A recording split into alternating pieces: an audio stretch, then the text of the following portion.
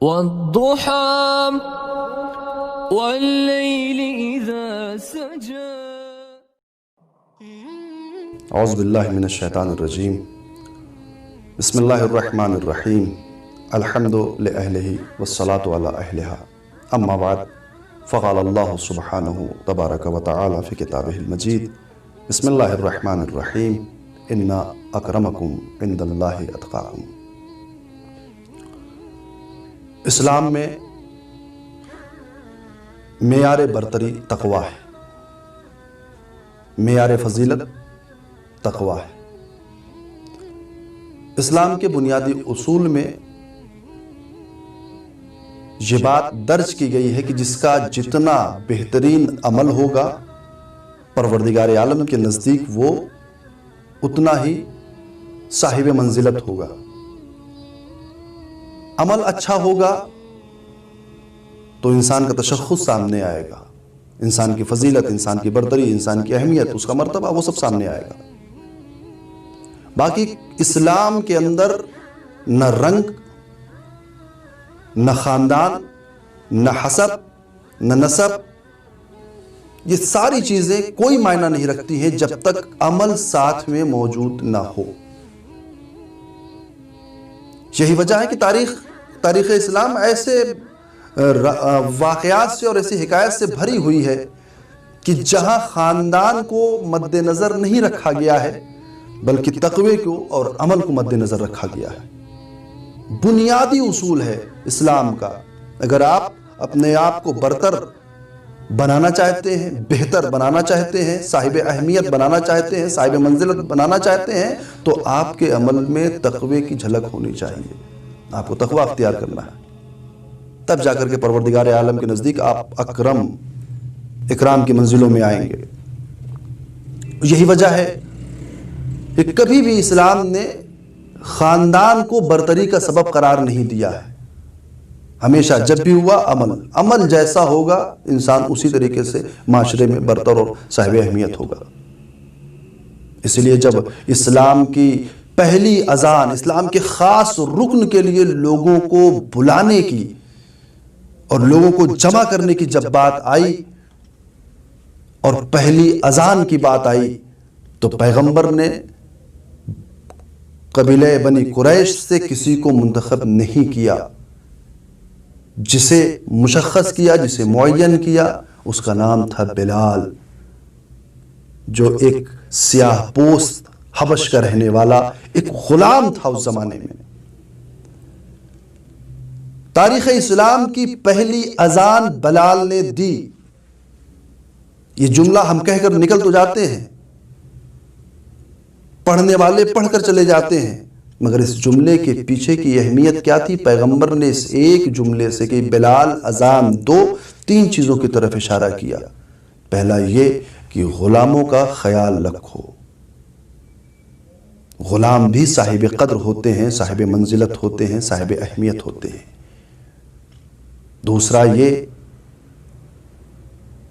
کہ بلال سیاہ پوست ہے مگر اسلام کی نگاہ میں اس رنگ کا اور رنگوں کا کوئی تفاوت نہیں پایا جاتا، کوئی فرق نہیں پایا جاتا. تاریخ اسلام کے جو بڑے بڑے لیڈرز گزرے ہیں، جو ہمارے لیے نمونہ عمل ہیں، آپ ان کی زندگی، ان کی سیرت اٹھا کر دیکھیے کس طریقے سے اپنے ہر عمل میں ان کا اخلاق، ان کا سلیقہ، ان کا طریقہ ایسے افراد کے ساتھ کیا رہا ہے. کربلا خود حسینیوں کے لیے جو کھلی ہوئی کتاب کی طرح ہے، جہاں امام حسین نے وحدت کا ایک ایسا علم بلند کیا تھا کہ کربلا کے میدان میں، مقتل میں، جہاں ایک زانو پر اپنے لخت جگر علی اکبر کا سر رکھا تھا، وہیں دوسرے زانو پر غلام ابو ذر جون کا سر رکھا. ہمیں 12 درس دیا گیا ہے. ہمارے لیے باعث برتری تقوی ہے، عمل ہے. اور جو دیگر ائمہ گزرے ہیں، جب انہوں نے کربلا کی ایسی سیرت پر اور ایسے با اخلاق افراد کی طرف توجہ کی ہے اور ان کے لیے کوئی کلمہ کہا ہے تو ایک معصوم امام کی زبان سے نکلا ہوا جملہ ان اصحاب حسین کے لیے کہ جس میں کالے بھی تھے، جس میں گورے بھی تھے، جس میں عربی بھی تھے، جس میں عجمی بھی تھے، جس میں سارے قسم کے لوگ، ہر مسلک اور ہر طریق کے لوگ شامل تھے، اس کے لیے ایک معصوم امام ان کے عمل کو دیکھ کر کہتا ہے کہ ہمارے ماں باپ آپ پر قربان ہو جائیں، آپ خود بھی پاک ہوئے اور اس زمین کو پاک کیا جہاں آپ دفن کیے گئے ہیں۔ یہ ہے اسلام کا بنیادی اصول اور بنیادی اساس۔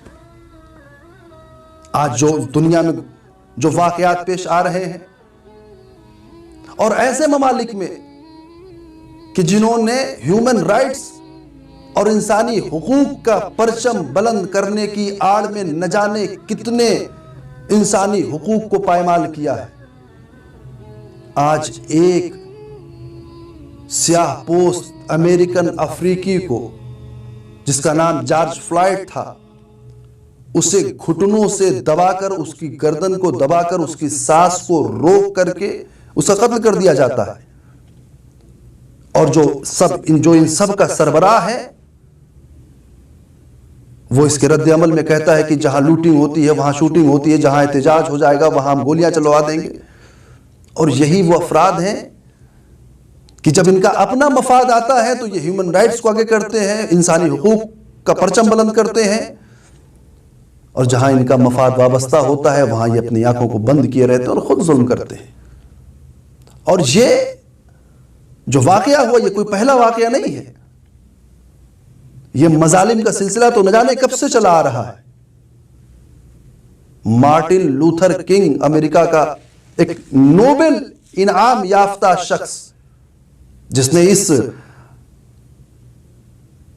ان واقعات کو کہ جو وہاں رونما ہو رہے تھے ان کے لیے کتنی لڑائیاں اس نے لڑی ہیں اور کتنی جد و جہد کی ہے، تب جا کر ان واقعات میں کچھ کمی آئی تھی، لیکن ابھی بھی اگر جو پریس ہے، جو میڈیا ہے، اگر اس پر پابندیاں نہ ہوں تو نہ جانے ایسے واقعات روز ہمیں نہ جانے کتنے سننے کو ملیں گے۔ یہی لوگ ہیں کہ جنہیں ایک انسان کو مارنے میں ذرا سا بھی افسوس نہیں ہوتا ہے، یہی لوگ ہیں کہ جب ان کے مفاد سے وابستہ کوئی بات ہوتی ہے تو یہ نہ جانے کتنے نہتھے اور ہزاروں لاکھوں کی آبادیوں پر بم گرا دیتے ہیں، یہ نسل کشی کرتے ہیں، یہ لوگوں کا خاتمہ کرتے ہیں۔ آپ یمن کو دیکھ لیجئے، آپ افغانستان کو دیکھ لیجئے، آپ عراق کو دیکھ لیجئے، آپ سیریا کو دیکھ لیجئے، آپ لیبنان کو دیکھ لیجئے، یہ ہر جگہ بم گرا کر کے اپنے تشخص کو ظاہر کرنا چاہتے ہیں، یہ ہر جگہ بچوں کو مار کر کے، عورتوں کو مار کر کے، ضعیف افراد کو مار کر کے اپنی برتری کا احساس دلانا چاہتے ہیں، مگر انہیں کیا پتا کہ یہ برتری کا احساس جو اپنے زوم ناقص میں اپنے وجود کو دلانا چاہ رہے ہیں یہ برتری نہیں ہے، بلکہ یہ قتل ہے، بلکہ یہ ظلم ہے، بلکہ یہ ستم ہے، بلکہ یہ ظالم ہے کہ جن کے ظلم کا خاتمہ انشاءاللہ اور انشاءاللہ نزدیک ہی ہے۔ آپ اندازہ لگائیے آج پوری دنیا میں انسان اپنے آپ کو برتر، یہ فکر کہاں سے آئی اپنے آپ کو برتر ثابت کرنے کی؟ ہم بہتر ہیں، ہم برتر ہیں، اور ہمارے سامنے سارے کے سارے ہم سے پست ہیں، دوئم درجے کے ہیں۔ یہ فکر صہیونیست ہے، یہ اصل فکر اسرائیلی ہے جو آج اس دنیا میں رائج ہو رہی ہے مختلف طریقوں کے ذریعے سے، مختلف راستوں کے ذریعے سے، جہاں ایک انسان اپنے سامنے والے انسان کو اپنے سے نیچا سمجھتا ہے اور اپنے برابر میں بیٹھنے کے لائق نہیں سمجھتا ہے۔ بہت سارے ممالک میں ایسے رواج تھے، کوشش کی گئی، اسے کم کیا گیا ہے، ختم نہیں کیا گیا ہے، تمام ممالک میں کم ہوا ہے مگر ختم نہیں ہوا ہے۔ لیکن یاد رکھیے کہ یہ اپنے آپ کو ایک انسان سے دوسرا انسان جو اپنے آپ کو برتر سمجھ رہا ہے، یہ وہ اپنے زوم ناقص میں اپنے آپ کو برتر سمجھ رہا ہے، حالانکہ کوئی برتری نہیں ہے، صرف اور صرف مذہب حقہ، مذہب اسلام ہے کہ جو انسانوں کو مساوات کی دعوت دیتا ہے۔ ایک علم کے نیچے آؤ، کلمہ توحید، کلمہ رسالت کلمہ ولایت کو اپنی زبان پر جاری کرو. تم حسینی، سامنے والا حسینی.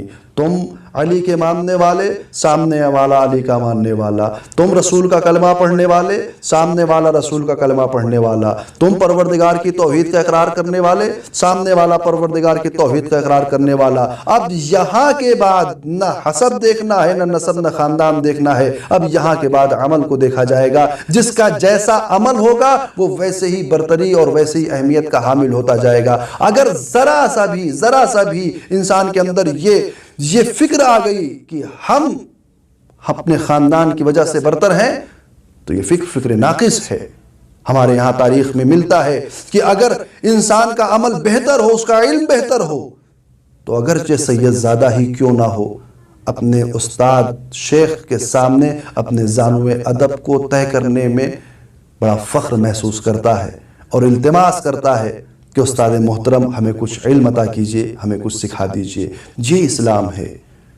سب کو دعوت دیتا ہے، مساوات کی دعوت دیتا ہے. آؤ اسلام کے سائے میں کہ کس طریقے سے ایک شخص دوسرے شخص کے ساتھ کندھے سے کندھا ملا کر مسجد میں نماز جماعت کے لیے کھڑا ہوتا ہے تو کوئی یہ نہیں پوچھتا ہے تمہارا خاندان کیا ہے، تمہاری نسل کیا ہے، تم کس فرقے سے تعلق رکھتے ہو. نہیں، جو کھڑا ہو جائے پروردگار عالم کی بارگاہ میں کندھے سے کندھا ملا کر، تو ایک مومن دوسرے مومن کے لیے آئینہ بھی ہوتا ہے اور اس کا بھائی بھی ہوتا ہے. تو یہ ہے اسلام کی تعلیم جو ہمیں مساوات کا درس دیتی ہے.